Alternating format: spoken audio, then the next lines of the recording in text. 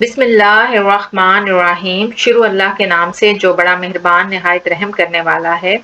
Short questions का question number 1 है define a sequence. Sequence क्या होता है, इसको हमने सिर्फ डिफाइन करना है, यानी इसकी डेफिनेशन लिखनी है। A set of numbers arranged in order by some fixed rule, यानी आपने नंबर्स लेने हैं और उन्हें अरेंज कर देना है किसी भी रूल के तहत। एक खास तरतीब में अगर नंबर लिखे जाएं तो वो हमारे पास सीक्वेंस है। सीक्वेंस का मतलब ही होता है कि एक तरतीब से कोई चीज चल रही हो। जैसे अगर मैं यहाँ पर नंबर लिखूं 1, 3, 5, 7 सो ऑन, तो अब देखें यहाँ पर 1 में आपने 2 ऐड किया तो 3 बन गया, 3 में फिर आपने 2 ऐड किया तो हमारे पास 5 बन गया। यही आगे तरतीब चल रही है, तो ये हमारे पास एक सीक्वेंस है। इसमें कॉमन डिफरेंस क्या है, 2 आ रहा है, यानी 3 - 1 हमारे पास क्या है 2, 5 - 3 2, 7 - 5 2। तो ये एक सीक्वेंस है। लेकिन अगर मैं इसको ऐसे लिख दूं 1, 3, 8 देन 9, तो अब ये देखें 1 में 2 ऐड करें तो 3 आया, और 3 में क्या ऐड करें तो 8 बनता है, 5 ऐड करें।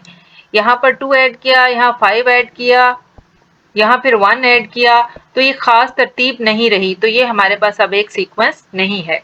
ऐसे नंबर्स जो एक तरतीब के साथ लिखे जाएं तो वो एक सीक्वेंस कहलाता है। क्वेश्चन नंबर 2 है write the nth term of arithmetic progression. Arithmetic progression लफ्ज लिखा जाए या अरिथमेटिक सीक्वेंस एक ही बात है। इसकी nth टर्म का हमने ये फार्मूला लिख देना है यहाँ पर, an is equal to a plus n minus 1 into D. यहाँ पर an nth टर्म को शो करता है, a हमारे पास फर्स्ट टर्म है, n नंबर ऑफ टर्म्स हैं, और d क्या है हमारे पास कॉमन डिफरेंस है। यानी अगर हम इसी सीक्वेंस की बात करें, तो यहाँ पर ये फर्स्ट टर्म जो सी है ये हमारे पास a है, दिस वन, इसको हम a1 भी कह देते हैं, ये फर्स्ट टर्म है। यानी a1 हमारे पास क्या है, first term. n number of terms हैं, यहाँ पर अनलिमिटेड नंबर ऑफ टर्म्स हैं, लेकिन अगर फर्ज करें मैं यहाँ लिख देती हूँ अप टू 10 टर्म्स, आपने इसको 10 टर्म्स तक लेके जाना है, तो अब n हमारे पास क्या हो जाएगा 10। तो n किसको शो करता है, नंबर ऑफ टर्म्स को, नंबर ऑफ टर्म्स को। और d कॉमन डिफरेंस है, ये देखें 3 - 1 हमारे पास 2 आ रहा है, 5 - 3 हमारे पास 2 आ रहा है, तो ये क्या है हमारे पास, ये जो 2 है ये हमारे पास d है। यानी सेकेंड टर्म में से हम फर्स्ट वन को माइनस कर देते हैं, next term from previous one, तो ये हमारे पास क्या है, कॉमन डिफरेंस है कोई भी 2 टर्म्स का। कॉमन डिफरेंस सेम हो तो वो हमारे पास अरिथमेटिक सीक्वेंस होता है। क्वेश्चन नंबर 1 है डिफाइन अ सीक्वेंस, तो यहाँ पर आपने सिर्फ इसकी डेफिनेशन लिख देनी है। और क्वेश्चन नंबर 2 है कि right the nth term of arithmetic progression या अरिथमेटिक सीक्वेंस, तो यहाँ पर आपने सिर्फ ये एक फार्मूला लिख देना है। क्वेश्चन नंबर 3 है find the seventh term of arithmetic progression. AP arithmetic progression के लिए है in which the first term is 7 and the common difference is -3। ये सारी वैल्यूज दी गई हैं और हमने क्या फाइंड आउट करना है, seventh term of arithmetic progression. तो यहाँ पर अब आप देखें, उसने कहा है फाइंड द सेवंथ टर्म, तो यहाँ से एक तो हमें ये पता चलता है कि हमने a7 फाइंड आउट करना है और दूसरे n हमारे पास क्या है 7। तो ये फर्स्ट वैल्यू हमें क्या बताती है कि n हमारे पास किसके इक्वल है, 7 के इक्वल है, और a7 हमने क्या करना है, फाइंड आउट करना है। और फर्स्ट टर्म, ये फर्स्ट टर्म का क्या मतलब है कि a हमारे पास कितना है, 7 है, और कॉमन डिफरेंस क्या है, -3, यानी d हमारे पास क्या है, -3 है। इन वैल्यूज को जहन में रखते हुए अब हम फार्मूला लिखेंगे और उसमें ये सारी वैल्यूज पुट करेंगे तो हमारे पास आंसर आ जाएगा। क्वेश्चन नंबर 2 में आपको बताया गया था कि an यानी nth टर्म हम कैसे फाइंड आउट करते हैं। an इज इक्वल टू है हमारे पास a plus n minus 1 into D. यहाँ पर अब हम वैल्यूज पुट करेंगे तो हमारे पास आंसर आ जाएगा an। अब n की जगह हमने क्या पुट कर देना है, 7, a7 टर्म वैसे भी हमने फाइंड आउट करनी है, इज इक्वल टू a हमारे पास क्या है 7 प्लस n हमारे पास क्या है 7 -1 और d हमारे पास क्या है -3। यहाँ ब्रैकेट डाल के -3 लिखेंगे तो इट मीन्स कि ये इसके साथ मल्टीप्लाई हो रहा है। इसको सिंप्लीफाई कर लेते हैं। देखिए 7 प्लस 7 माइनस 1, ये 7 माइनस 1 6, 6 को -3 से मल्टीप्लाई करेंगे तो हमारे पास क्या आ जाएगा -18। 7 माइनस 18 करें तो हमारे पास क्या बन जाता है -11। तो ये हमारे पास इसका क्या है आंसर आ जाएगा, यानी A7 यानी 7 टर्म हमारे पास क्या आ गई है -11 आ गई है। क्वेश्चन नंबर 4 है find the 7 term of an arithmetic progression 1 4 7 and so on. अब ये क्वेश्चन भी सेम क्वेश्चन नंबर 3 जैसा ही है। उसमें डायरेक्ट वैल्यूज दे दी गई थी ए एन और डी की, लेकिन यहाँ पर सीक्वेंस दे दिया गया है तो इस सीक्वेंस से हम पहले वैल्यूज फाइंड आउट करेंगे और फिर हम 7 टर्म फाइंड आउट करेंगे। 7 टर्म का मतलब क्या है? 7 टर्म का मतलब है n हमारे पास क्या है 7 और A7 हमने फाइंड आउट करना है, क्योंकि कह रहा है फाइंड दी 7 टर्म, तो A7 हमने क्या करना है फाइंड आउट करना है। ये जो फाइंड आउट करना है आप इसको एंड पे भी लिख सकते हैं। ऑफ एन अरिथमेटिक प्रोग्रेशन, ये अरिथमेटिक प्रोग्रेशन है। यहाँ पर देखें लिखा हुआ है 1 4 7, तो ये जो 1 है ये हमारे पास A है, फर्स्ट टर्म है। A इज इक्वल टू हमारे पास क्या आ जाएगा 1। अब फार्मूले में D रह गया, D कैसे आएगा? D इस 4 में से हम 1 को माइनस करेंगे और फिर 7 में से 4 को माइनस करके देखेंगे कि कॉमन डिफरेंस D क्या आता है। तो देखें 4 माइनस 1 हमारे पास क्या आ जाएगा 3। इसी तरह से 7 माइनस 4 करें तो भी 3 ही आता है। 2 टर्म्स आपने लाजमी चेक करनी है। यहाँ बेशक आप रफ में चेक कर लें, 7 माइनस 4 भी हमारे पास कितना होता है 3। तो D हमारे पास क्या आ गया 3 आ गया। बस ये वैल्यू सेम उसी वे में फार्मूला में हम पुट कर देंगे तो हमारे पास क्या है आंसर आ जाएगा। nth टर्म फाइंड आउट करने का फार्मूला है हमारे पास an is equal to a plus n minus 1 into D. यहाँ पर हम वैल्यूज पुट करेंगे तो हमारे पास इसका आंसर आ जाएगा। n हमारे पास क्या है 7, तो जहाँ n है वहां हम 7 लिख देंगे इज इक्वल टू a हमारे पास है 1, यहाँ से देखें a 1 है, प्लस n फिर 7 है, 7 माइनस 1 और d हमारे पास कितना आ रहा है 3।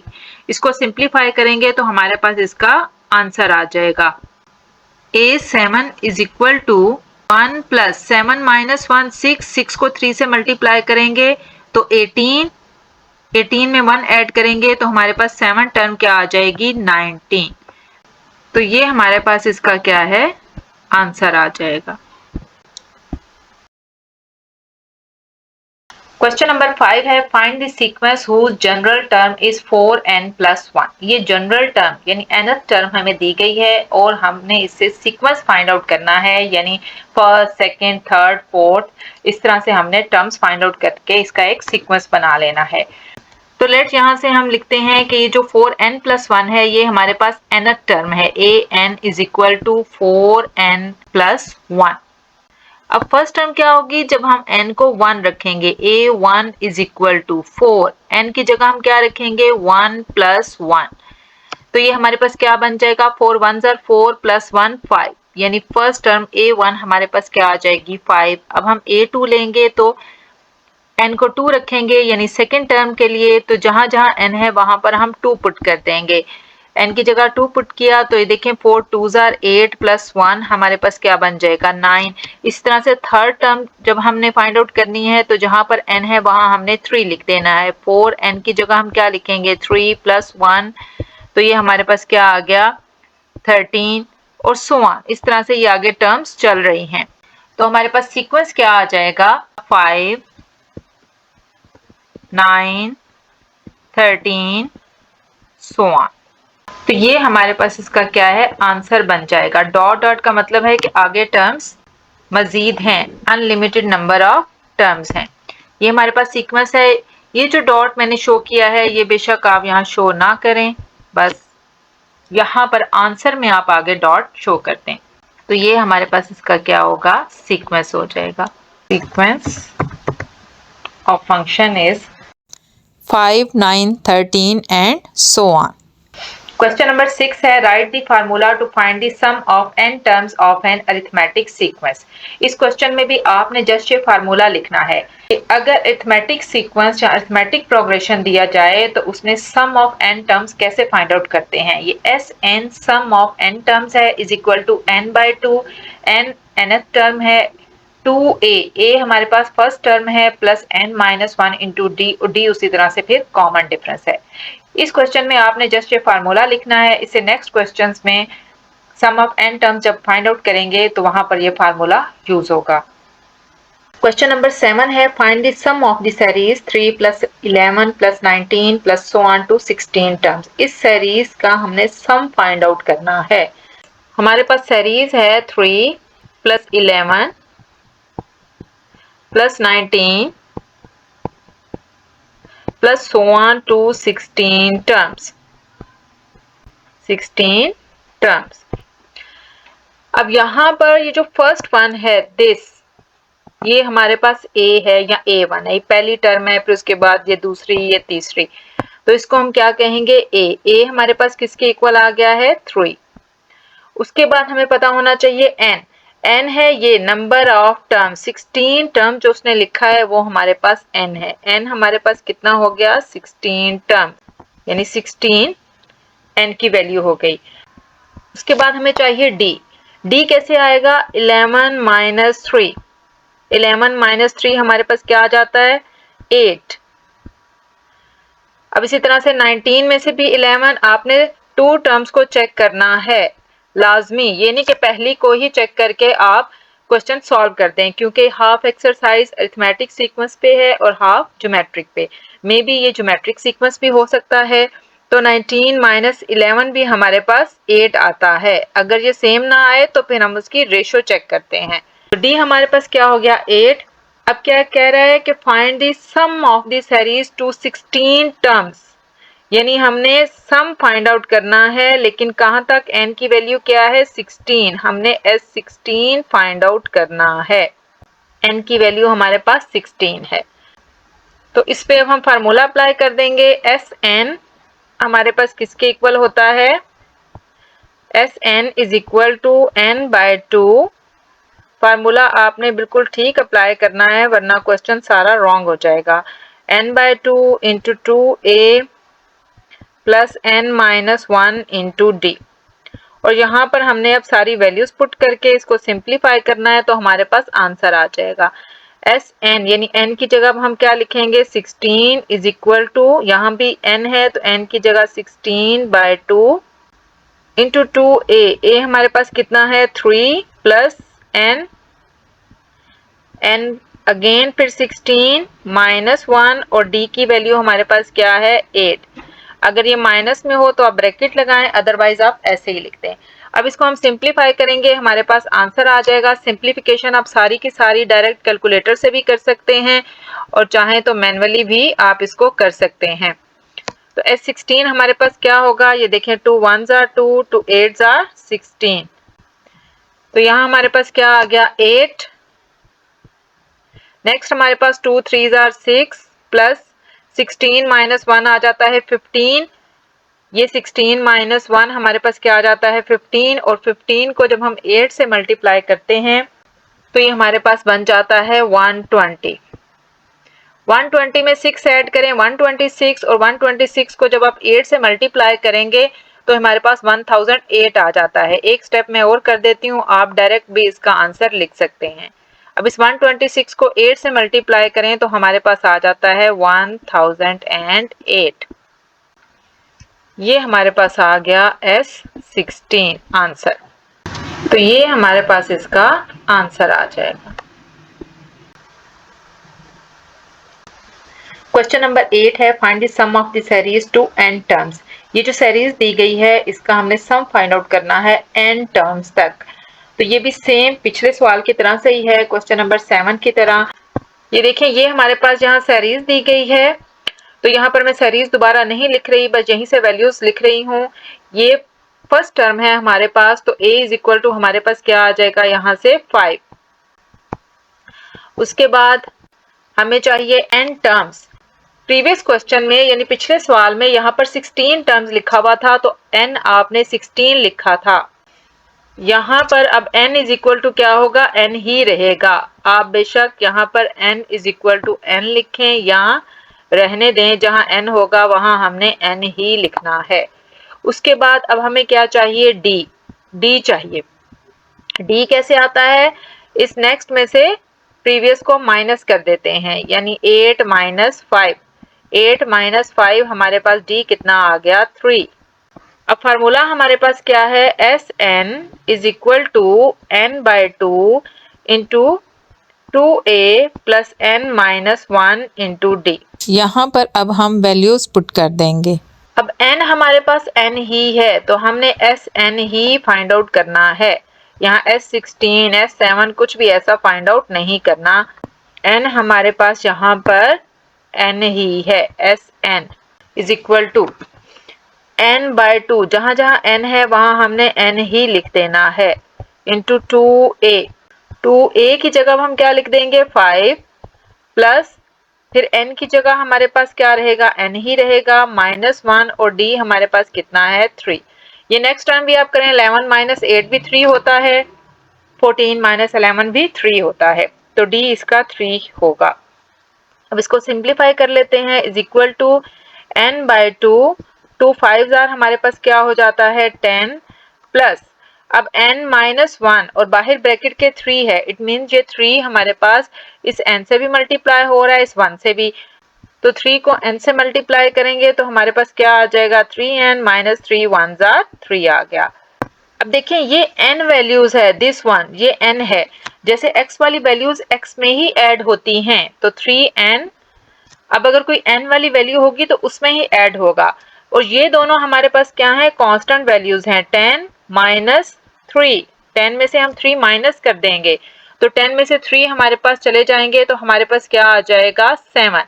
हम इसको ऐसे लिखेंगे, n बाय 2 ब्रैकेट में हमारे पास क्या हो जाएगा, 7 और 7 प्लस 3n हमने ऐसे ही लिख देना है, या 3n प्लस 7 लिख दें, इट्स ओके। तो ये हमारे पास इसका क्या है, आंसर बन जाएगा। nth टर्म ही हमने निकालनी थी इसमें, ये हमारे पास इसका क्या है, आंसर है।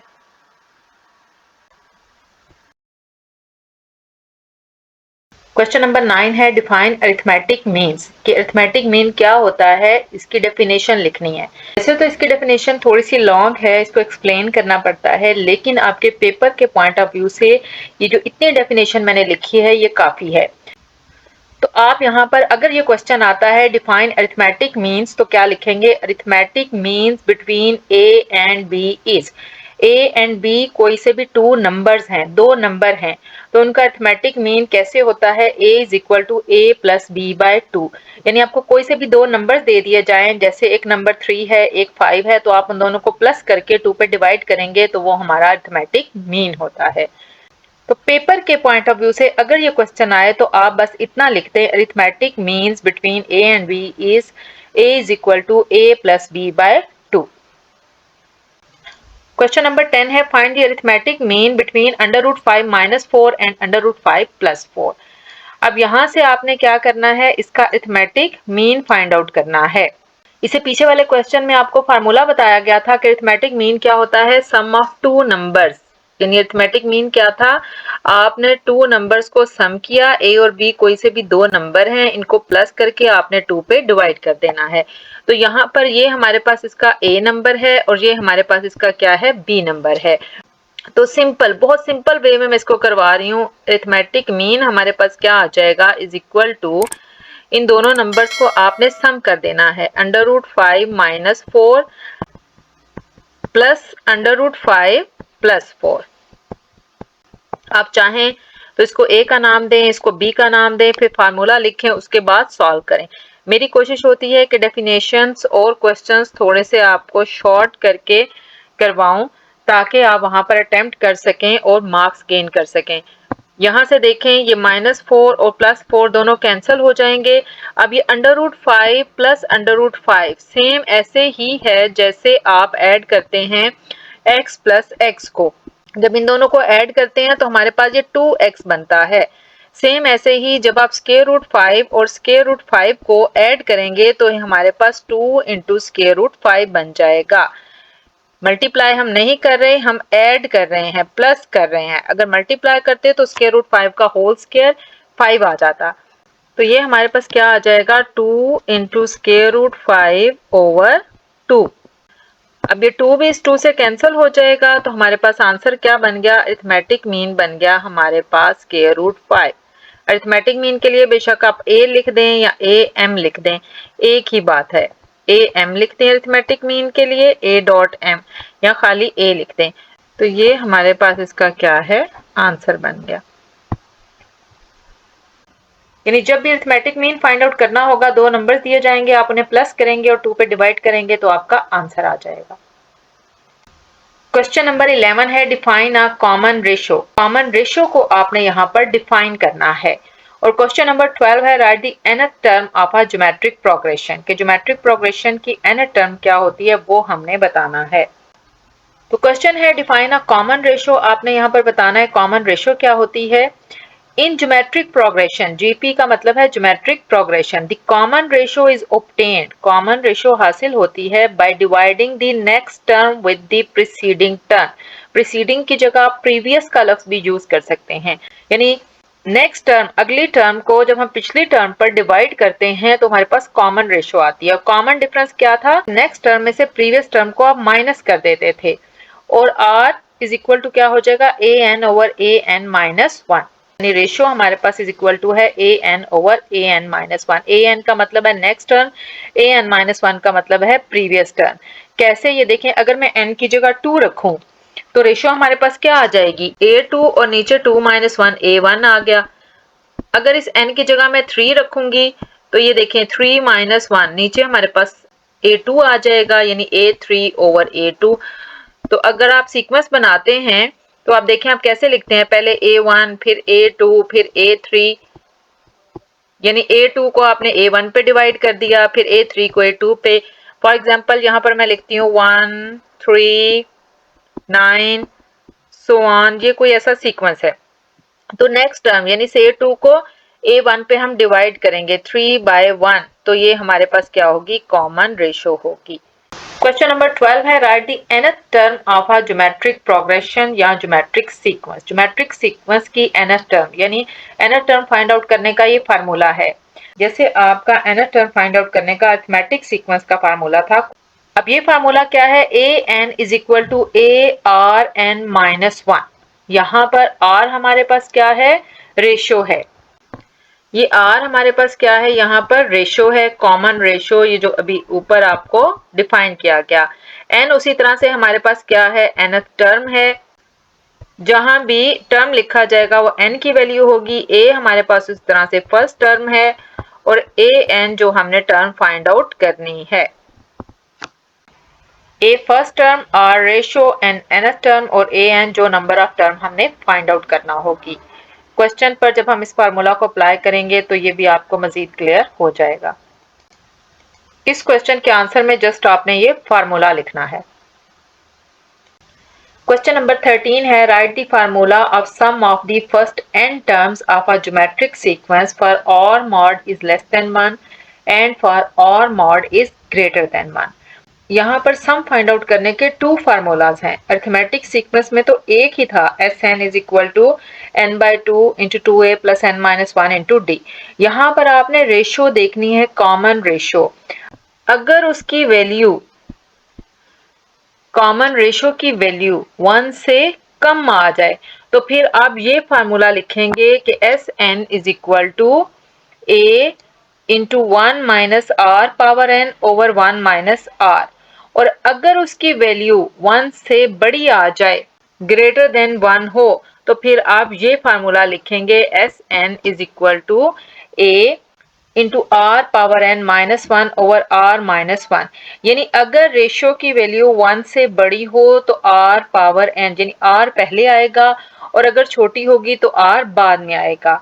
मसलन फर्ज करें आर आपका आ जाता है, कोई आपने रेशो ली 3 4 5, कुछ ऐसे आर की वैल्यू आ जाती है, तो आर क्या हो गया, 1 से बड़ा हो गया, तो आप ये वाला फार्मूला लगाएंगे। अगर फर्ज करें आर आ गया हमारे पास 1/2, तो अब 1/2 क्या है, 1 का हाफ यानी 1 से कम वैल्यू हो गई, तो फिर हम ये वाला फार्मूला अप्लाई करेंगे। तो इस क्वेश्चन में जस्ट आपने ये 2 फार्मूलाज लिखने हैं, नेक्स्ट क्वेश्चन में ये फार्मूलाज क्वेश्चन के ऊपर अप्लाई होंगे। क्वेश्चन नंबर 14 है डिफाइन ज्योमेट्रिक मीन्स। यहाँ पर आपने ज्योमेट्रिक मीन को डिफाइन करना है, यानी आप जस्ट उसका फार्मूला यहाँ भी लिख दें।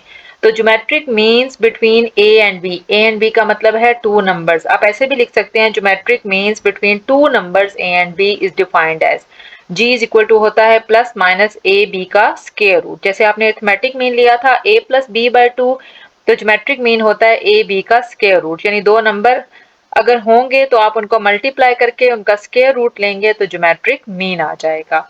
अगर ये क्वेश्चन आता है डिफाइन ज्योमेट्रिक मीन्स, तो बस आप इतना लिख दें। क्वेश्चन नंबर 15 है sum to 5 term the series 1 plus 3 plus 9 plus so on. अब इसका हमने सम फाइंड आउट करना है 5 टर्म्स तक, यानी Sn फाइंड आउट करना है, और n 5 है तो S5 हमने फाइंड आउट करना है। सबसे पहले तो हम सीरीज में देखते हैं कि a क्या है। a ये फर्स्ट टर्म है हमारे पास, तो a की वैल्यू हमारे पास क्या आ गई 1। अब उसके बाद ये 5 टर्म का मतलब क्या है कि n हमारे पास कितना है 5। अब हमें ये नहीं पता कि ये अरिथमेटिक सीरीज है या ज्योमेट्रिक सीरीज, तो इसके लिए सबसे पहले तो हम दोनों का डिफरेंस देखेंगे। देखें 3 माइनस 1 हमारे पास क्या आ जाता है 2, लेकिन 9 माइनस 3 हमारे पास क्या आ जाता है 6, तो ये सेम नहीं है, यानी डिफरेंस क्या आ गया हमारे पास 3 माइनस 1 हमारे पास 2 आ गया, और नेक्स्ट वाला जब हम डिफरेंस लेते हैं तो 9 माइनस 3 6, ये तो दोनों सेम नहीं आए, तो इससे हमें पता चल गया कि ये अरिथमेटिक सीक्वेंस नहीं है। अब रेशियो में हम देखते हैं R में क्या होता है, इस नेक्स्ट वन को प्रीवियस पे डिवाइड करना होता है, 3/1 हमारे पास क्या आ जाता है 3, और नेक्स्ट टर्म को भी देख लेते हैं, 9 को 3 पे डिवाइड करते हैं तो ये भी देखें 3 1s are 3, 3 3s are 9, तो ये भी हमारे पास क्या आ जाता है 3 ही आ जाता है। तो यहाँ पर रेशियो सेम है, इट मीन्स ये एक ज्योमेट्रिक सीक्वेंस है। तो ऐसे आपने चेक भी करना है कि अगर कुछ नहीं लिखा हुआ अरिथमेटिक या ज्योमेट्रिक, तो हमने ये देखना है कि अरिथमेटिक सीक्वेंस है या ज्योमेट्रिक सीक्वेंस है। तो रेशियो हमारे पास क्या आ गई 3/1 इज इक्वल टू 3। अब हमने इसका सम लेना है, यानी S5 फाइंड आउट करना है, तो हम यहाँ लिख लेते हैं कि S5 हमने क्या करना है फाइंड आउट करना है, 5th टर्म पे हमने इसको फाइंड आउट करना है। S5 अब हमने यहाँ फाइंड आउट करना है।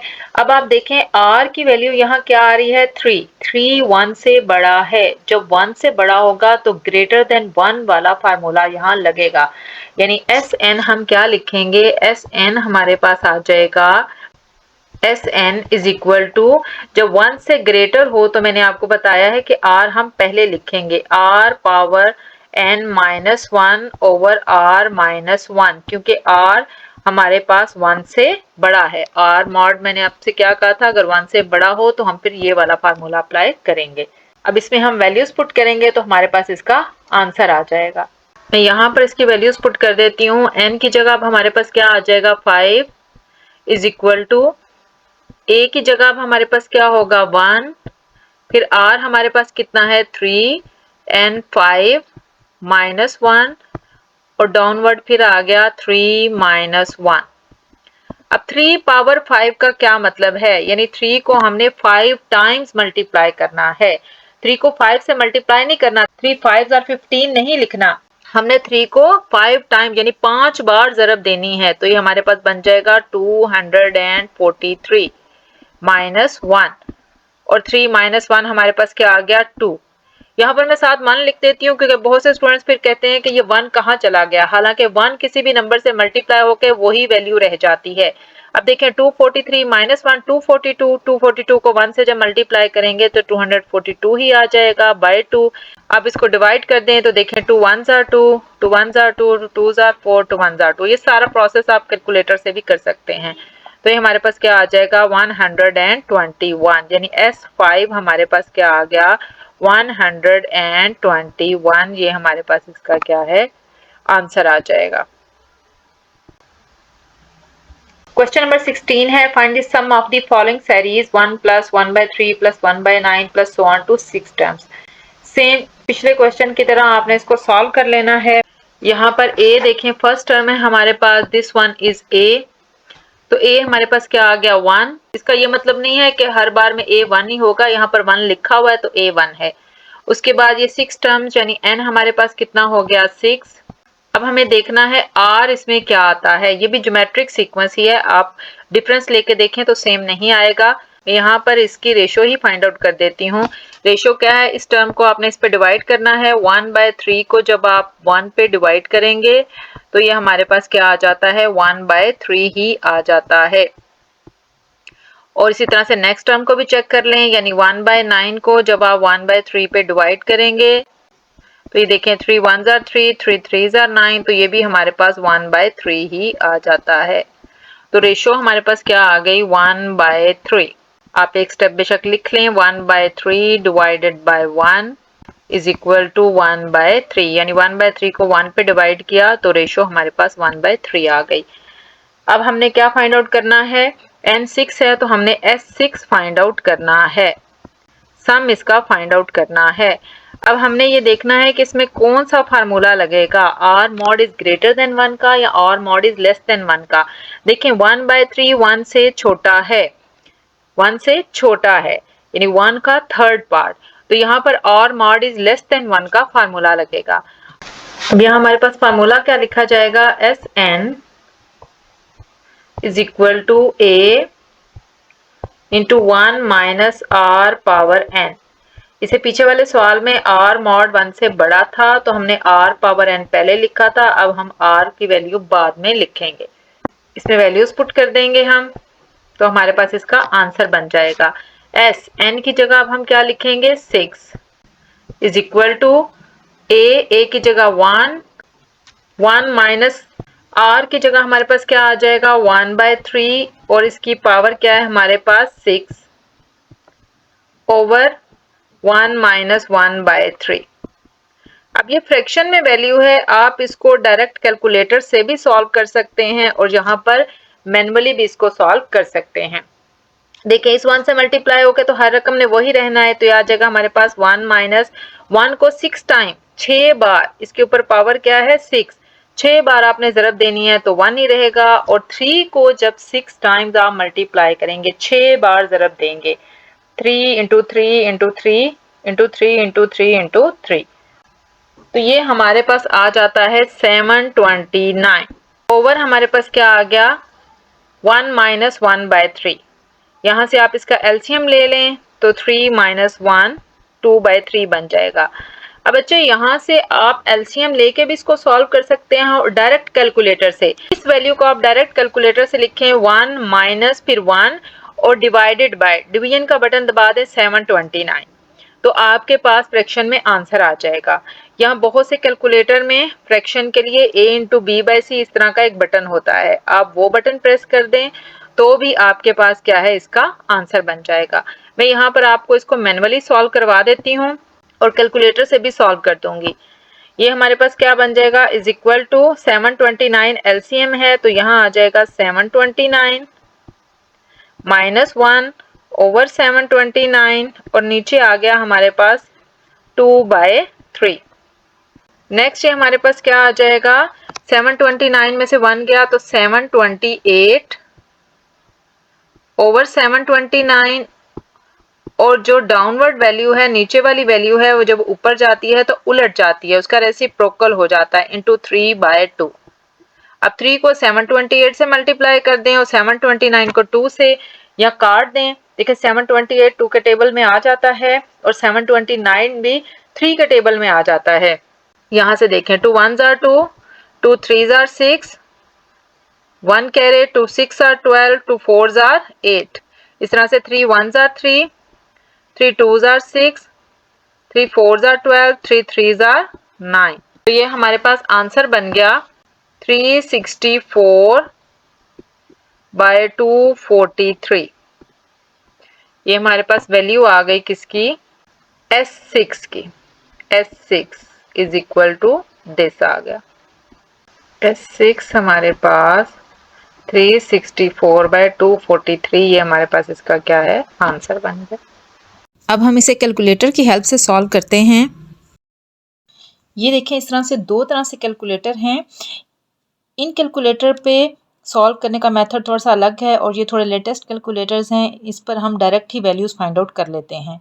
अब हमारे पास था 1 - 1 / 729, तो आपने क्या लिखा 1 - 1 और बाय के लिए आपने ये वाला बटन प्रेस करना है, ये A × B/C वाला दिस, और 7 2 9 729। तो ये देखें हमारे पास क्या आ गया है 728/729। अब हमने इसको डिवाइड करना था, डिवाइडेड बाय 2/3।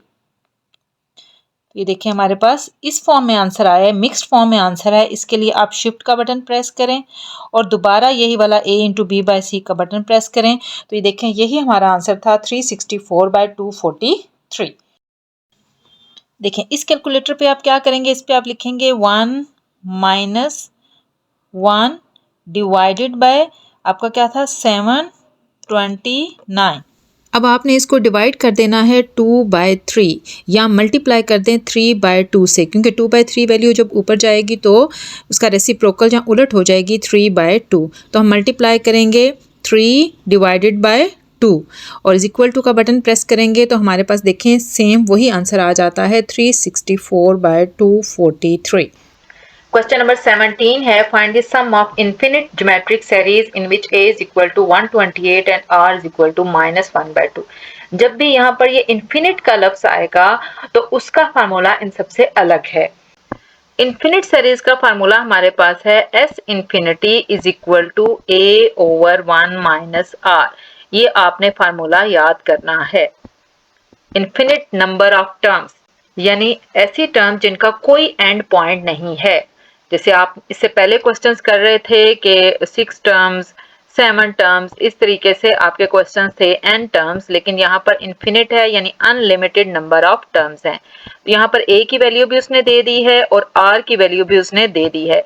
सिंपल अब हमने यहाँ पर वैल्यूज पुट करनी है और इसे सॉल्व कर लेना है।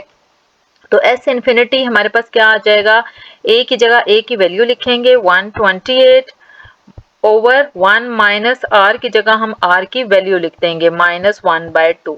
इसको सिंप्लीफाई करेंगे तो हमारे पास इसका आंसर बन जाएगा। s इन्फिनिटी हमारे पास क्या आ जाएगा 128 ओवर 1 + 1/2। कैलकुलेटर से आप 1 + 1/2 लिखें या इसका आप एलसीएम ले लें तो ये हमारे पास क्या बन जाएगा 2 + 1 3/2 128 ओवर 3/2। कैलकुलेटर से आप टाइप करें 1 + 1/2। ये देखें 1 + 1/2, इसका एलसीएम हम लेते हैं, ये 2 एलसीएम आ जाएगा, यहाँ 2 1s are 2 + 1 तो ये हमारे पास बन जाता है 3/2 जो कि मैंने यहाँ पर लिख दिया है। अब 128 3/2 का क्या मतलब है, ऊपर जाके क्या हो जाएगा 2/3 128 × 2/3। 2 को 128 से मल्टीप्लाई कर दें और 3 इसके नीचे आ जाएगा तो ये बन जाएगा 256/3। ये हमारे पास s इन्फिनिटी इसका आंसर बन जाएगा।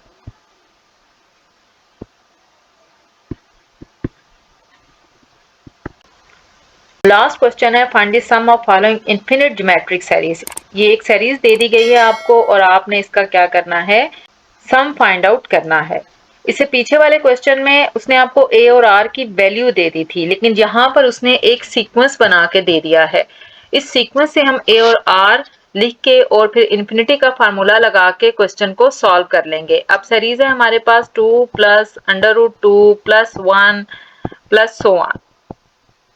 अब देखें यहाँ पर ये जो 2 है ये हमारे पास फर्स्ट टर्म है यानी a है, a हमारे पास क्या आ गया 2। r अब हमारे पास कैसे आएगा, r नेक्स्ट टर्म को प्रीवियस टर्म पे डिवाइड करेंगे, इसको इस पे डिवाइड करेंगे √2/2 और उसके बाद हम फार्मूला लगा देंगे s infinity is equal to होता है हमारे पास a/1 - r। जब भी इन्फिनिट ज्योमेट्रिक सीरीज आएगा तो आपने s इन्फिनिटी का फार्मूला ही लगाना है और आपको a और r ही चाहिए होता है। तो a की वैल्यू है हमारे पास 2 और r हमारे पास क्या है 1 - √2/2। r की वैल्यू है √2/2। इसको सिंप्लीफाई कर लेते हैं, इज इक्वल टू हमारे पास क्या आ जाएगा 2 बाय इसका एलसीएम लें, नीचे आ जाएगा 2 और यहाँ बन जाएगा 2 माइनस अंडर रूट 2, 2 1 ज़ा 2 होता है। ये एलसीएम मैंने अपने बहुत से क्वेश्चंस में काफी बार एक्सप्लेन किया है क्योंकि बच्चों को बहुत ज्यादा इश्यूज आ रहे होते हैं। अब ये जो 2 है, ये 2 ये ऊपर चला जाएगा दिस वन, तो ये हमारे पास क्या हो जाएगा, जब इस 2 को हम यहाँ से ऊपर ले जाएंगे तो ये हमारे पास 2 2 ज़ा 4 बन जाएगा। या मजीद मैं इसको एक और स्टेप मजीद ऐसे कर देती हूँ, 2 इंटू ये रकम उलट जाएगी जैसे पीछे वाले क्वेश्चन में होगी 2 ओवर 2 माइनस अंडर रूट 2। ये वाला स्टेप अब अगर आप ना भी करें तो इट्स ओके और डायरेक्ट इसको लिख दें 2 2 ज़ा 4 ओवर 2 माइनस अंडर रूट 2। ये हमारे पास एस इन्फिनिटी इसका क्या है, आंसर है।